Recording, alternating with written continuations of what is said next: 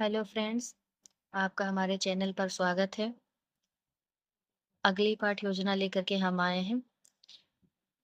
पहले आपको ये तालिका एक बना लेनी है जिसमें दिनांक, कक्षा, विषय, उपविषय और कालावधि, कालांश, द्वितीय सब कुछ डालना है। मेरे में ये बॉक्स ज़्यादा हो गए थे गलती से, इसलिए मैंने कट का निशान लगा दिया। आप कम बॉक्स बनाइएगा। उसके बाद में आपको विद्यालय का नाम डाल देना है। जो भी अब विद्यालय आपका होगा, आप उसका नाम डाल दीजिएगा। छात्राध्यापिका या छात्राध्यापक का नाम, जो आपका नाम रहेगा। प्रकरण आज का हमारा रहेगा समास। समास में हम पहले सामान्य उद्देश्य लिखेंगे, छात्रों में हिंदी विषय के प्रति रुचि जागृत करना। दूसरा पॉइंट रहेगा छात्रों को शुद्ध उच्चारण, उचित गति एवं उचित आरोह अवरोह के साथ मौखिक वाचन करने में कुशल बनाना। छात्रों में शुद्ध व स्पष्ट हिंदी पढ़ने व लिखने की क्षमता का विकास करना। छात्रों को उचित दैनिक में जीवन में हिंदी की उपयोगिता एवं महत्व से परिचित कराना। पांचवा पॉइंट रहेगा छात्रों में हिंदी व्याकरण के प्रति रुचि जागृत करना। अगली हेडिंग रहेगी विशिष्ट उद्देश्य। छात्र समाज की जानकारी प्राप्त करेंगे। दूसरा पॉइंट है छात्र समाज को उदाहरण के माध्यम से समझ सकेंगे। तीसरा पॉइंट है छात्र समाज का उपयोग अपनी हिंदी लेखन में कर सकेंगे। अगली विधि है शिक्षण विधि, प्रश्नोत्तर, व्याख्यान विधि और स्पष्टीकरण विधि आदि। अगली हेडिंग हम डालेंगे सहायक सामग्री। अगली हेडिंग क्या रहेगी? सहायक सामग्री, जिसमें लिखेंगे चाक, डस्टर, लपेट, श्यामपट्ट आदि। अगली हेडिंग रहेगी पूर्व ज्ञान। विद्यार्थी दो शब्दों को मिलाकर एक शब्द बनाने की सामान्य जानकारी रखते हैं। अगली एक फिर से हमारी तालिका बनेगी जिससे प्रश्न करके हमको बच्चों से प्रस्तावना प्रश्न करेंगे, जिससे हमसे बच्चों को प्रकरण निकलवाना है। हम बच्चों से प्रश्न करेंगे पृथ्वी का विलोम शब्द क्या है, तो बच्चे बताएंगे आकाश। अगला क्वेश्चन करेंगे आकाश का रंग कैसा होता है, तो बच्चे बताएंगे नीला। फिर अगला प्रश्न हम बोलेंगे नीला और कमल मिलाने से कौन सा शब्द बनेगा, तो हो जाएगा नील कमल। दो या दो से अधिक शब्दों के मेल को क्या कहते हैं, तो बच्चे नहीं बता पाएंगे, मौन हो जाएंगे।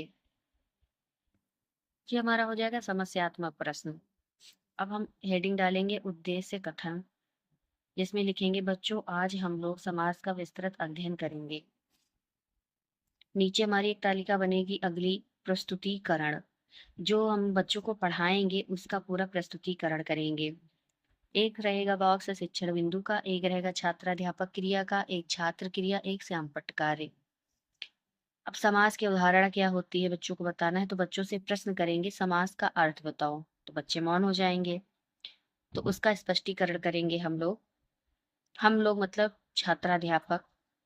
समास का अर्थ होता है संक्षेप, अर्थात अपनी बात को कम शब्दों में कहना अथवा दो शब्दों को मिलाकर एक शब्द बना देना। छात्र क्या करेंगे? ध्यानपूर्वक सुनेंगे।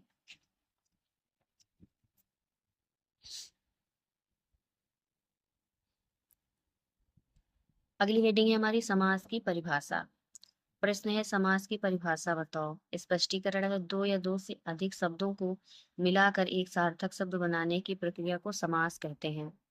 समास में दो पद होते हैं, पहले पद को पूर्व पद एवं दूसरे पद को उत्तर पद कहते हैं, जैसे माता और पिता। तो इसको हम मिलाकर कैसे बनाएंगे? माता पिता। छात्र ध्यानपूर्वक सुनेंगे और हम श्यामपट्ट कार्य पर राजा का पुत्र समास करेंगे, राजपुत्र। अब होगा समास के प्रकार। समास के कितने प्रकार होते हैं? समास के 6 प्रकार होते हैं। पहला अव्ययी भाव, दूसरा तत्पुरुष समास, तीसरा कर्मधारय, चौथा बहुव्रीहि समास, पांचवा द्विगु समास और छठा द्वंद्व समास। बच्चे मौन हो जाएंगे जब हम प्रश्न पूछेंगे, उसका स्पष्टीकरण करेंगे। छात्र ध्यानपूर्वक सुनेंगे। ये आपका हो जाएगा छात्र क्रिया में। आप ब्लैक बोर्ड पे, श्यामपट्ट बोर्ड पे लिख दीजिएगा। समास के कुल 6 भेद होते हैं। अगली हेडिंग हमारी होगी बोधात्मक प्रश्न। समास की परिभाषा बताइए। अगला प्रश्न भाई और बहन शब्द में क्या समास है? प्रतिदिन में उत्तर पद बताइए। निरीक्षण कार्य होगा। जब छात्र श्यामपट्ट कार्य अपनी कॉपी में लिख रहे होंगे, तब छात्राध्यापक कक्षा में घूम घूम कर उनकी कॉपियों का निरीक्षण करेंगे। अगली हेडिंग होगी गृह कार्य। किन्हीं 2 समास की परिभाषा तथा उदाहरण याद करके आना है। अगली हेडिंग हो जाएगी हस्ताक्षर पर्यवेक्षक।